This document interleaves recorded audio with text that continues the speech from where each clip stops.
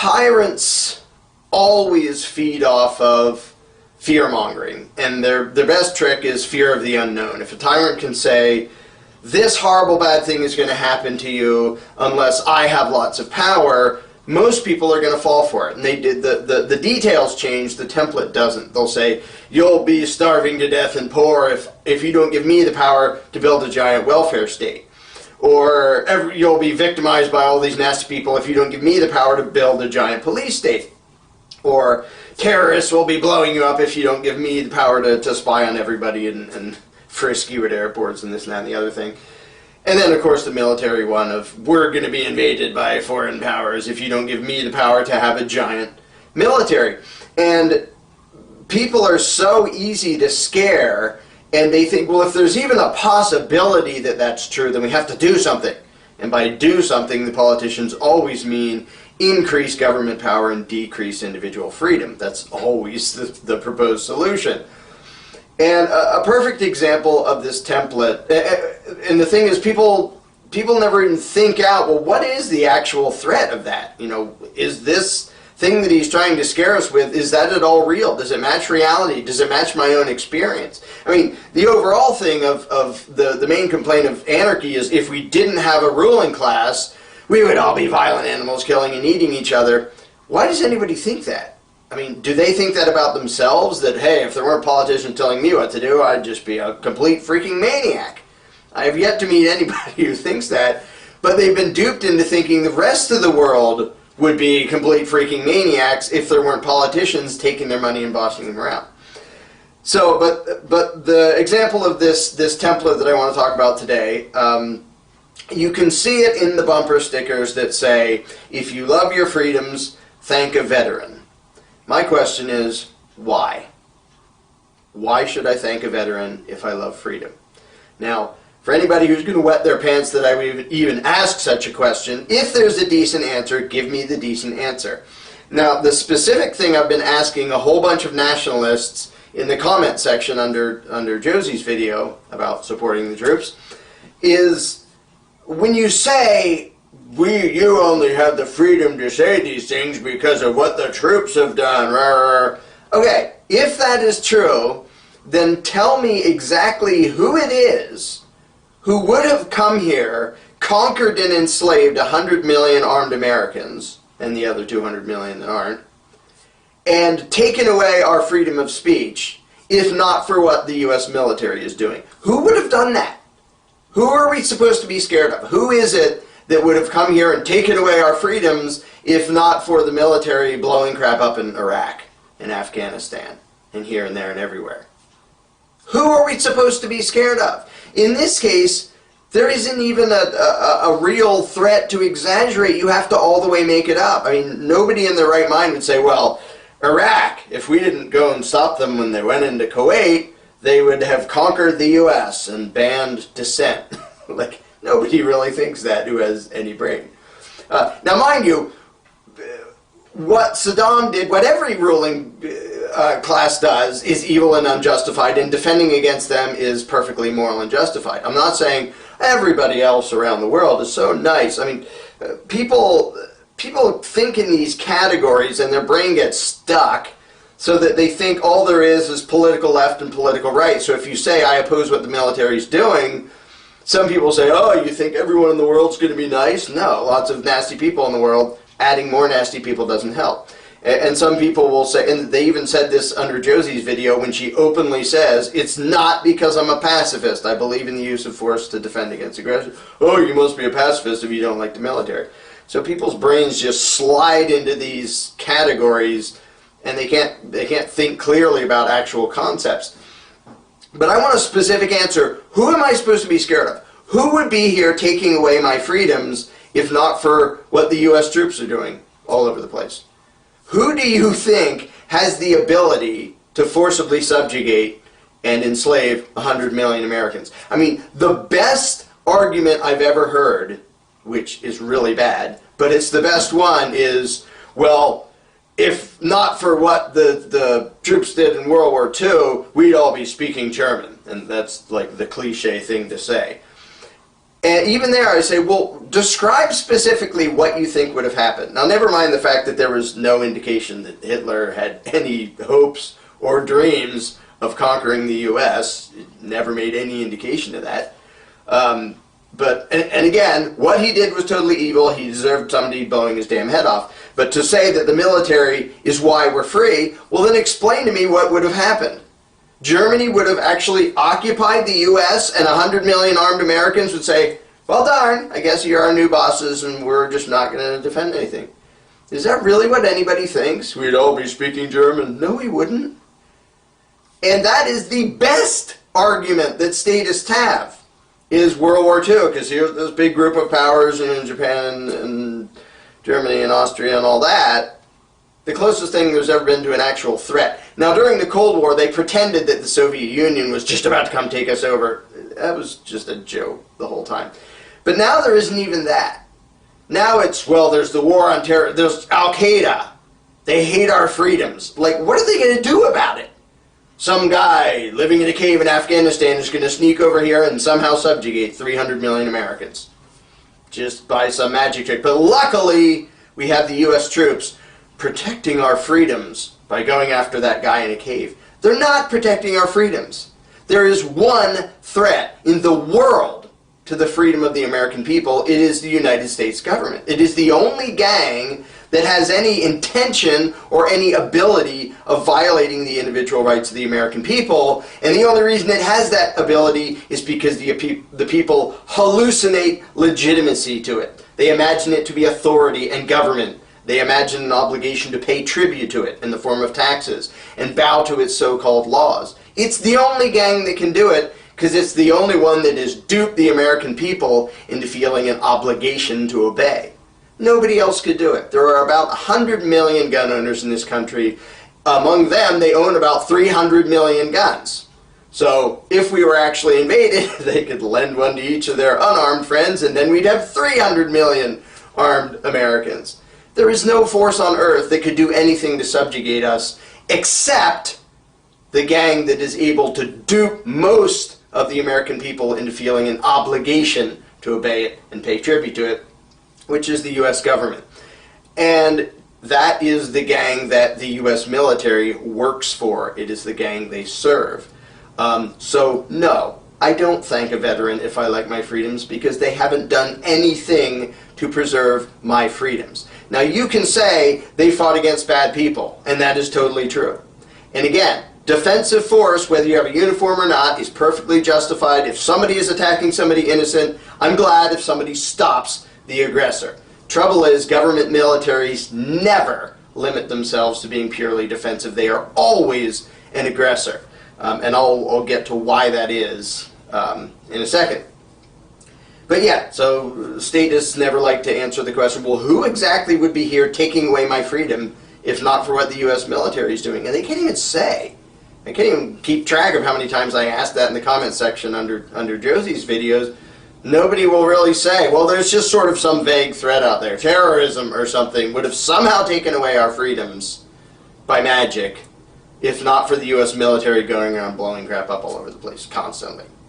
Now, Americans like to think that they're progressive and care about freedom and care about the whole world and yada, yada, yada. But there's still some major pack mentality going on, some major nationalistic bias. And a bunch of people brought this up in the comment section. Well, what if the same thing happened to us that is happening to the people of Iraq or Afghanistan or, pick your favorite country where U.S. troops are driving around in tanks? China declares, we think the U.S. government is oppressing its people, which, by the way, would be true. So China sends over its military, and never mind that this is logistically impossible. It's a rhetorical question. Imagine it happened. And they're driving tanks up and down your neighborhood, saying, we are protecting you from your government. And by the way, in order to protect you from your government, we may have to go to door, kicking down doors and pointing guns at everybody and questioning people, just in case there's any bad people. Oh, and by the way, we're going to take your guns away, of course. For your own good, for your safety.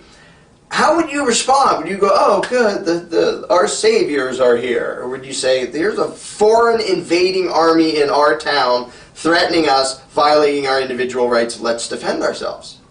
That's what I would do. And it's what a lot of people in Iraq would do. and a lot of people in Afghanistan would do, and a lot of people around the world would do when the exact same thing is done by U.S. troops. And seriously, unless you would really say, oh, thank you, Chinese army, for taking away my guns and searching me at random and stopping me on the road and making curfews, telling me I'm not allowed to be outside in my own neighborhood at night, unless you would actually say, thanks for doing that and saving us, Mr. Chinese army, then why on earth would you support the troops doing the exact same thing to somebody else? And why would you be upset and outraged that there are insurgents who fight back? If somebody did that to me, I would fight back. The only reason people do this double standard is because they're still stuck in the nationalistic mindset. They think the flag on the shoulder matters, that morality changes based on which uniform you're using. It doesn't. And this is the thing. The U.S. troops swear to uphold the Constitution. Now, legally speaking, the Constitution applies inside the magical invisible line that defines the territory of the U.S. ruling class, known as the country of the United States of America. Legally, it doesn't apply outside of that line. But what the founders actually expressed in the Bill of Rights were saying, hey, these are inalienable human rights. All men. Not the people who happen to be standing on a piece of dirt that a bunch of crooks in D.C. claim the right to rule. These are inherent to mankind. Now, if that's what they said, why don't the U.S. troops believe that? If they swore an oath to uphold the Constitution and they view that as that's the spirit of the Constitution, why are they constantly violating those rights on the other side of the world? As if, well, when you step over the line, morality completely changes. All the rules change. Right and wrong are just out the window or turned upside down.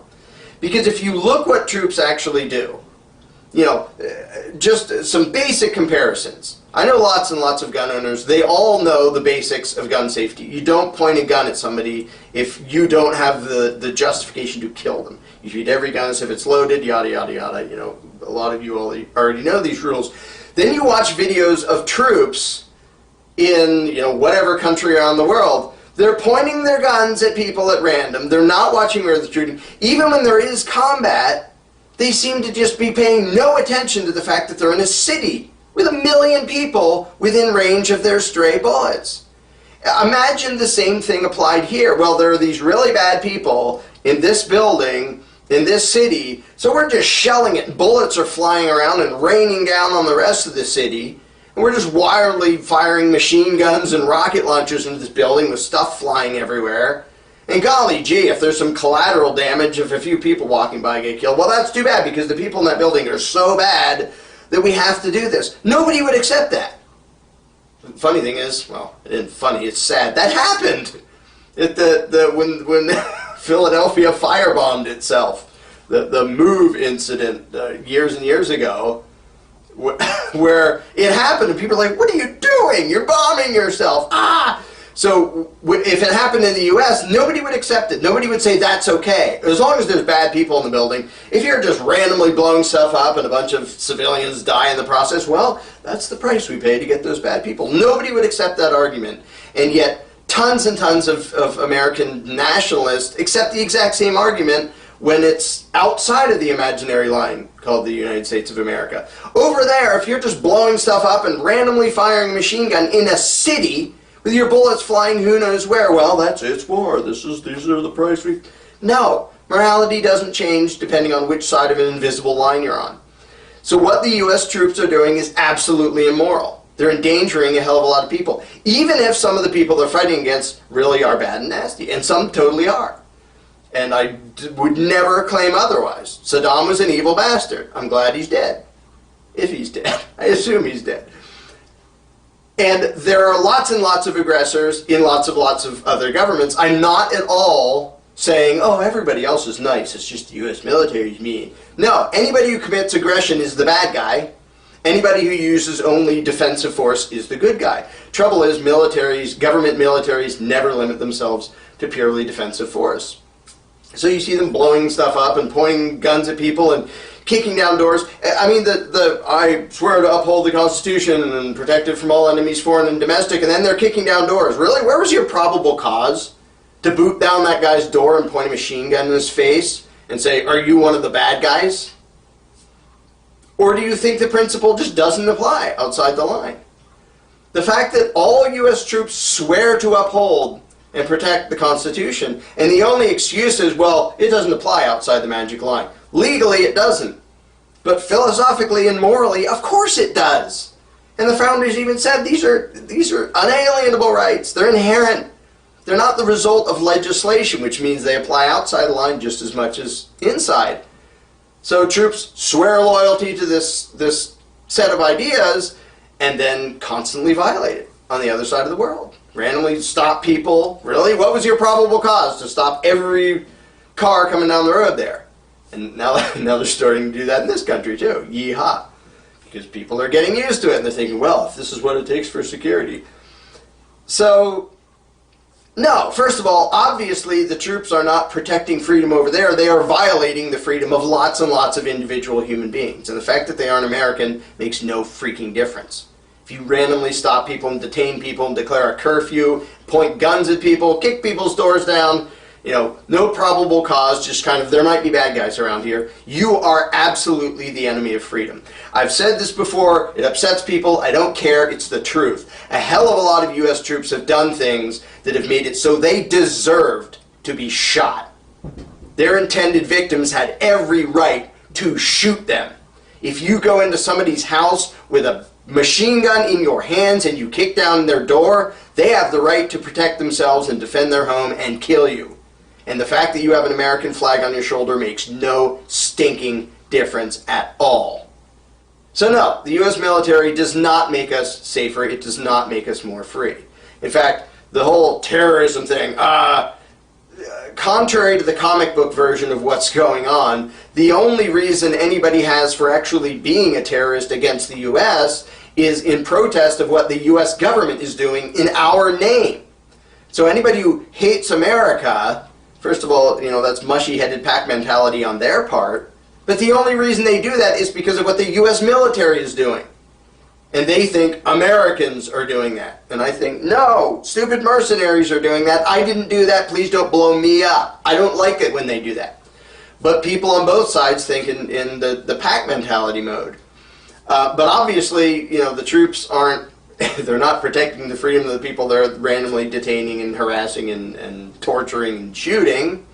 They're also not protecting our freedoms because the people they're fighting against were never a threat to our freedoms. They may be a threat to the other people, and again, defensive force is justified, but to pretend that Iraq was going to invade us and take over and conquer us and enslave us, or Iran, North Korea, North Vietnam before, it's ridiculous to pretend that any of these were ever a threat. And if anybody wants to say, well, what about China, or what about Russia? First of all, you could combine both of their militaries, they still wouldn't have a prayer of conquering 100 million armed Americans. Nice joke. When a citizenry is that well armed. I mean, look at Afghanistan. Russia has tried how many times to conquer them? U.S. has tried how many times to conquer them? Just normal people with guns, and they just don't give up, and they don't stop fighting. Vietnam was another prime example of, you can have the biggest war machine you want and all the big fancy toys, and you have some people who are determined to stop you. Again, this has nothing to do with right or wrong. Just, you have normal people with guns on the ground, good luck winning, and they didn't. They lost in Vietnam. They pretended to win in Iraq, kind of, sort of, but they didn't. Insurgents kept going. You cannot defeat an armed populace, and this country has way more armed people who know how to shoot. Hunters and gun enthusiasts, millions and millions of them, way more so than any other country in the world. The idea that any military is a threat to us is ridiculous. And the thing is, the people who say, well, China or Russia, well, nice excuse, but the U.S. military isn't even fighting them. So what, your argument is China would have invaded us if we didn't blow up Iraq? Nice logic. Like, that's, the people that the U.S. military is over there shooting at are zero threat at all to my freedom or yours. None. And to pretend otherwise is just to fall into the trap of the tyrants who say, if we don't have power, nasty things will happen to you. And it's just totally bogus. And again, if anything, the military is making insurgents and terrorists who blame America for what the U.S. mercenaries are doing. I don't particularly want to be blamed for what some misguided mercenary is doing on the other side of the world wearing an American flag on his shoulder. I didn't do that. I don't support that. I don't like that. Please don't blow me up. because he did that. But because of the pack mentality on all sides, this creates perpetual war and perpetual violent conflict, and it doesn't make anybody safer. And, as has been the case forever, fighting foreign wars is always used as an excuse for domestic oppression. James Madison even talked about this. Oh, now we're at war, so heck with your civil rights. And you can see it all over the place. We're going to frisk you and detain you because there's a war on terror going on. So we get to treat you, the American people, like criminals because of some vague threat out there that's really scary, and they're everywhere, despite the fact that they never seem to accomplish anything. Somehow they're all powerful and all-knowing, but never accomplish anything. And because of that, we get to frisk you and search you and throw away all your rights. And so the idea that big, powerful military and police is protecting our freedoms, it is the only threat to our freedom. The only threat to the freedom of the American people is the U.S. government. And the U.S. military, I'm sure lots of soldiers start with good intentions, maybe some still have good intentions, but what they are doing is not helping America in the slightest. It's not making us more free, it's making us less free. It's not making us more safe, it's making us less safe. And I just want to end by saying the worst part of authoritarianism and statism is that it takes people's goodness, combines it with propaganda and deception, and what comes out the other end is evil. And lots of soldiers join up for good intentions, for good reasons. They actually think they're going to fight for freedom and justice. And then they become fuel for the authoritarian monster. And this is true of voters. It's true in 100 different ways. Tyrants can't just come out and say, hey, we want to be evil tyrants and rule the world. Can we please? Because everybody would say, no, you can't. They have to use deception to trick people into giving up their freedom and giving up their power and giving up their money. And the only way to do that is to tell them something bad is going to happen. If we don't do this, something really horrible is going to happen. And a lot of Americans still fall for it. We're going to be invaded and enslaved, and our freedoms will be taken away, if not for perpetual warmongering.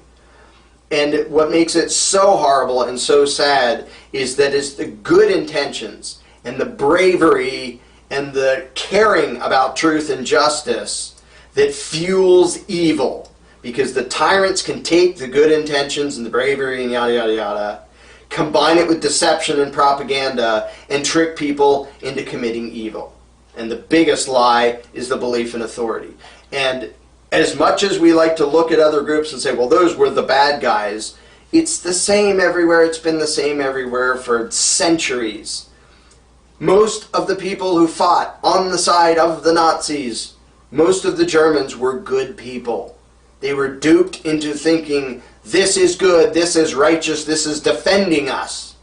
Same thing in Red China, same thing in the Soviet Union, same thing in the United States. Decent people are duped into doing evil because they're told that it's good. And the saddest thing is to watch the debates between people trying to say, you've been duped, and to watch these basically good people saying, no, I hate you for criticizing what the troops are doing. And they just don't want to see, they don't want to admit that they were duped. Thankfully, lots and lots and lots of veterans are now saying, yeah, I was totally duped. I joined for good reasons. I thought it was about truth, freedom, justice, yada, yada, yada. And I figured out, no, I'm just a mercenary for big corporations and these power-happy politicians. So thankfully, some people are waking up. But this is what the tyrants are so good at, is pitting us against each other. So you have veterans who are outraged that anybody would say, what you did didn't serve freedom, it didn't serve justice. Yeah, every once in a while a veteran actually stopped the bad guy from hurting somebody innocent. Outstanding. I'm glad when that happens, whether you're wearing a uniform or not. But by and large, government militaries do not serve freedom and for anybody in the world. They do not serve justice in the long term for anybody. And the hardest thing is for somebody who's devoted their life and put their life on the line to hear somebody else say, we appreciate your good intentions, but it was totally misguided. You did that for nothing. And after Vietnam, lots and lots of veterans figured out for themselves, we did that for nothing. I'm here to tell you, if you're a member of the U.S. military, what you are doing for nothing.